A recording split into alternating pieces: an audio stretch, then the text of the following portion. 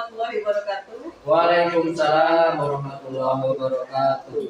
Kami dari CGP Angkatan 11 akan menampilkan demonstrasi kontekstual modul 3.1 yang berjudul Pengambilan Keputusan Berbasis Nilai-nilai Kebajikan sebagai Pemimpin. Saya Inggit Dwi Nurangita Pristi dari SD Negeri 1 Gunung Madu. Saya Sunarno dari SD Negeri Gunung Madu. Saya Muhammad Ituriko dari SD Negeri 1 Gunung Madu. Saya Erna Yunita dari SMP Satya Dharma Sudenan.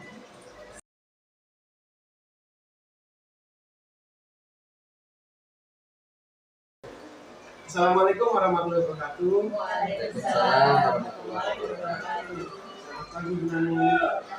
Kami di sini dari CGP Angkatan 11 mohon bantuannya dari Ibu karena kami akan mewawancara Ibu seputar kegiatan di SD 1 Gunung Madu. Jadi temanya hari ini wawancaranya adalah bagaimana mengambil keputusan dengan nilai-nilai kebajikan Ibu sebagai seorang pemimpin. Untuk pertanyaan yang pertama ya Bu, langsung ya Bu. Saya di sini menanyakan bagaimana Bunani untuk mengidentifikasi masalah kasus-kasus di SD ini menggunakan dilema etika atau rujukan emosi dari hati sendiri.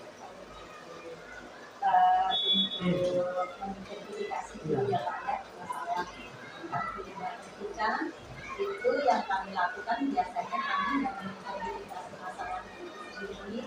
Yang pertama kita mencari informasi tentang kejadian itu sendiri, siapa yang terlibat, kasusnya tentang apa, di mana kejadiannya. Lalu setelah identifikasi nanti kita cari juga untuk solusinya seperti apa, mungkin seperti itu. Mencari solusi ya Bu ya. Iya. Kalau saya mau melanjutkan ya Bu, ketika mencari solusi itu kan mungkin ada sedikit yang Ibu rasakan bagaimana memecahkan masalah itu agar sesuai dengan hati nurani Ibu. Mencari solusi yang sesuai dengan hati nurani ya Pak. Iya. Jadi kita harus mempertimbangkan juga ya, mempertimbangkan kasus itu sendiri. Jadi kita harus mengenali lalu skala prioritas kebutuhannya apa, lalu kerugian bagi anak itu mungkin juga apa. Jadi skala prioritas dan itu ya sesuai dengan hati kita, artinya mengambil satu kebijakan yang memang keputusan yang memang sesuai dengan apa yang kita harapkan. Terima kasih Bu. Mungkin saya sedang mengangkat jawaban yang sangat baik dari Ibu. Jadi Ibu selalu memperhatikan untuk positif dan negatifnya ya Bu ya. Mungkin untuk pertanyaan berikutnya akan ditanyakan oleh kami dari Pak Sunardi. Nanti saya akan melanjutkan pertanyaan Pak Ibu. Hingga pertanyaan yang ketiga, langkah-langkah atau prosedur apa yang selama ini kita lakukan? Langkah-langkah atau prosedurnya ya Pak yang kita lakukan.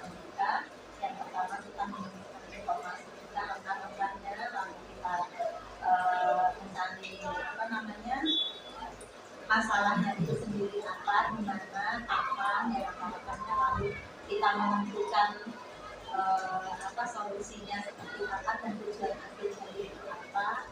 Itu langkah-langkahnya yang diberikan oleh dari identifikasi masalah. Hal-hal apa yang selama ini Bunani anggap efektif dalam mengambil keputusan? Hal-hal yang efektif dalam pengambilan keputusan biasanya yang saya lakukan adalah memanggil yang bersangkutan, lalu mencari informasi akan permasalahannya apa. Setelah itu kita menentukan apa ya solusinya yang realisasi dan banyak permasalahan. Semuanya dibutuhkan, terus nanti diidentifikasi akan masalahnya gimana. Maka hubungan ini.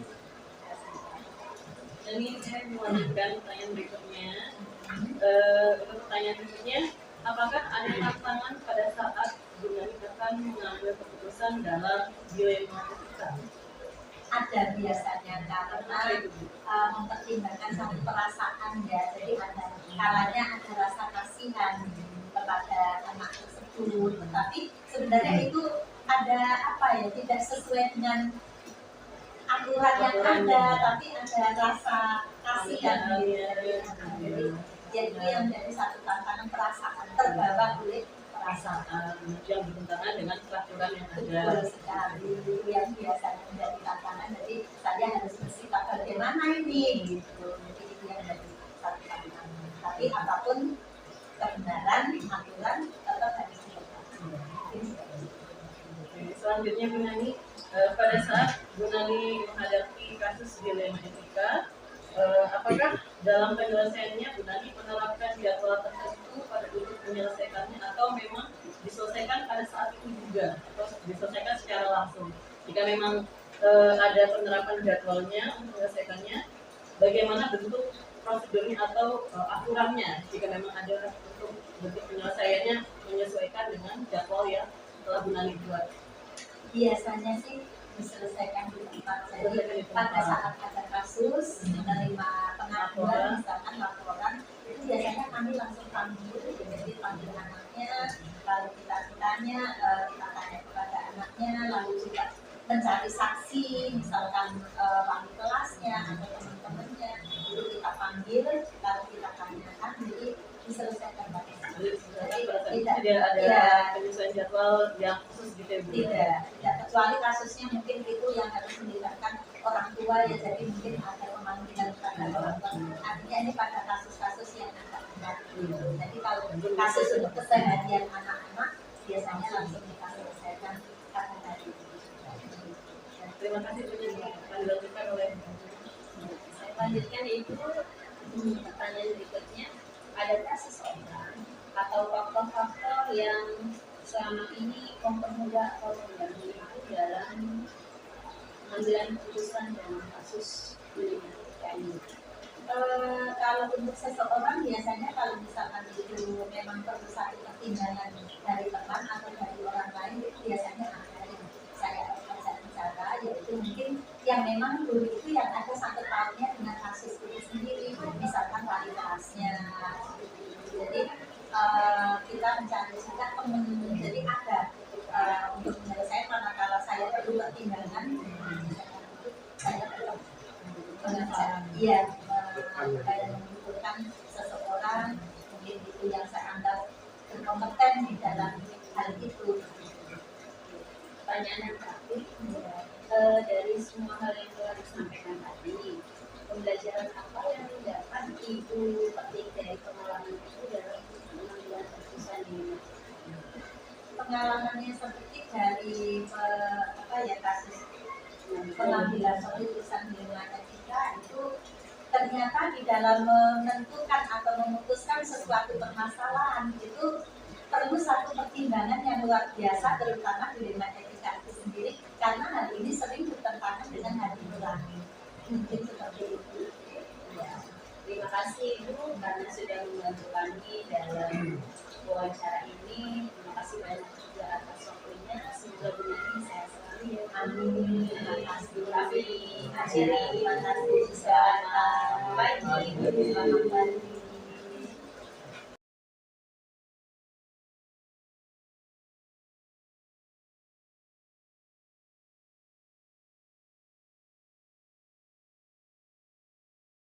Assalamualaikum warahmatullahi wabarakatuh. Waalaikumsalam.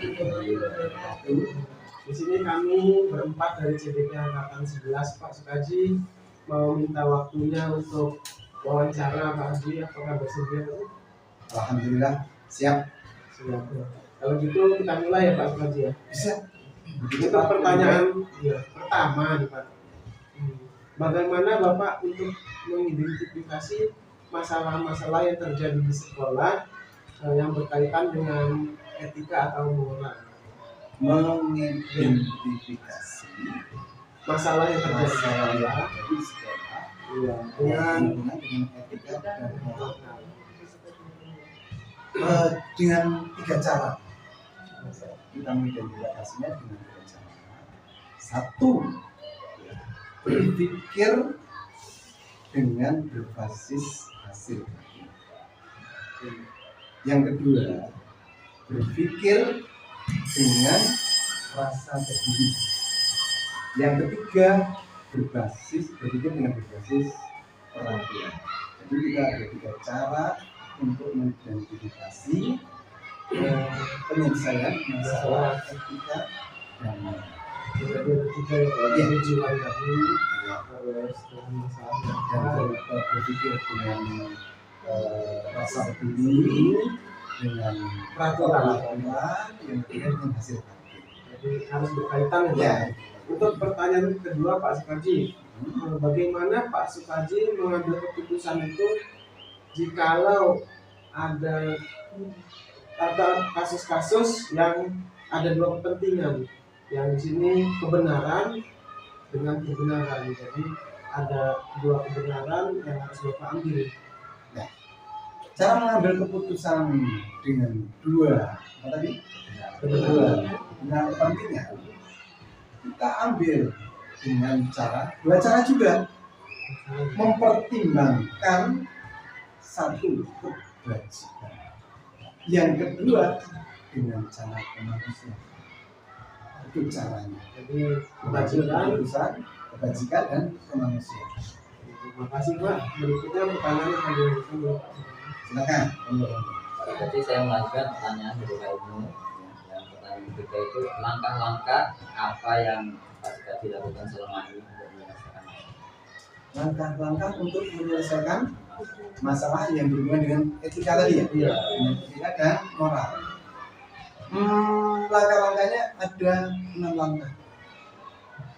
Ya, ada 6 langkah. Banyak banget ini pertimbangannya. 6 langkah itu harus kita kuasai. Ya paling tidak kita pahami ya. Tidak kuasai tidak harus kita. 1, ya, proses identifikasi masalah pertama. Identifikasi masalah. Yang kedua, proses tujuannya. Yang ketiga, proses pengambil evaluasi yang alternatif. Tiga ya. Tadi ada berapa? 6. Yang keempat, teknik pengambil keputusan. Dan yang kelima, identifikasi solusi. Yang keenam, tadi 6 ya, evaluasi. Evaluasi, identifikasi solusi. Jadi ada 6 langkah untuk mengambil keputusan. pertanyaan selanjutnya? Ya, boleh. Itu hal-hal apa yang selama ini Bapak anggap efektif dalam mengambil keputusan? Yang paling efektif? Paling efektif dalam mengambil keputusan. Wah, ini ya. Tapi berat. Paling efektif. Keputusan yang paling efektif. Jadi harus ada prinsip. Prinsip solusi. Ada 3. Tadi yang pertama itu sudah jelaskan. Berpikir. Berpikir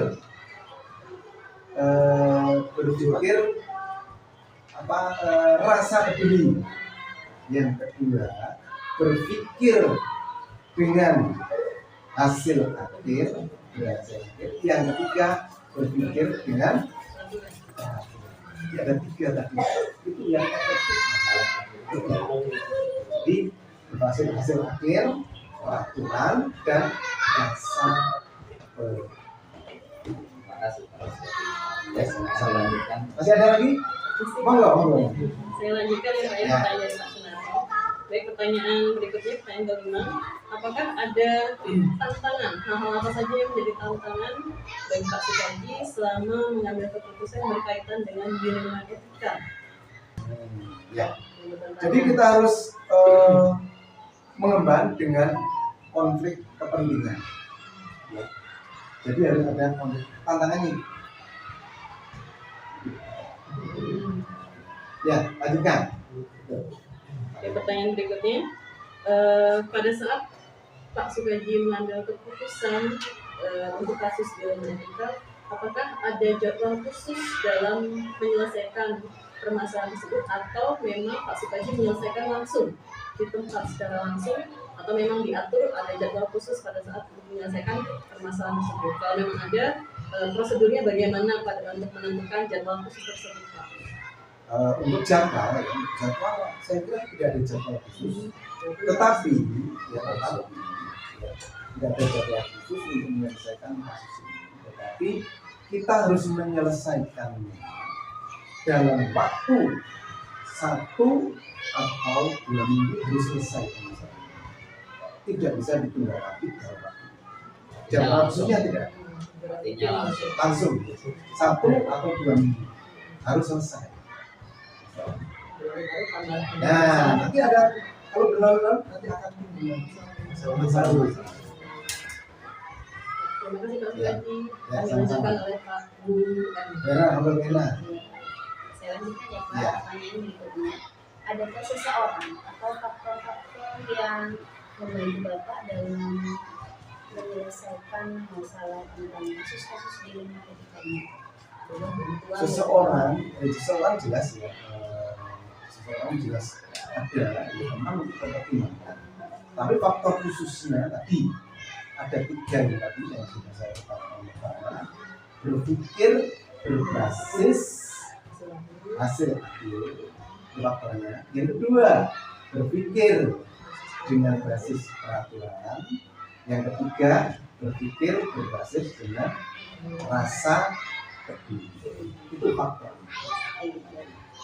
Pertanyaan yang terakhir ya Pak Sugandi, dari semua hal yang telah disampaikan pembelajaran tadi, apa yang dapat Bapak petik dari pengambilan keputusan di lembaga ini? Dalam maksudnya pengalamannya. Jadi pengalamannya cukup luar biasa. Dengan pengalaman mengambil keputusan yang seperti itu untuk acuan, nanti pada saat mengambil keputusan kalau ada masalah-masalah berikutnya yang akan datang, itu apa namanya pengalamannya yang kita petik. Terima kasih Pak Sukaji sudah meluangkan waktunya untuk wawancara kami hari ini. Semoga Pak Sukaji sehat selalu. Kami mengucapkan terima kasih banyak. Mohon maaf apabila ada salah kata dari kami. Kami akhiri. Wassalamualaikum warahmatullahi wabarakatuh. Waalaikumsalam.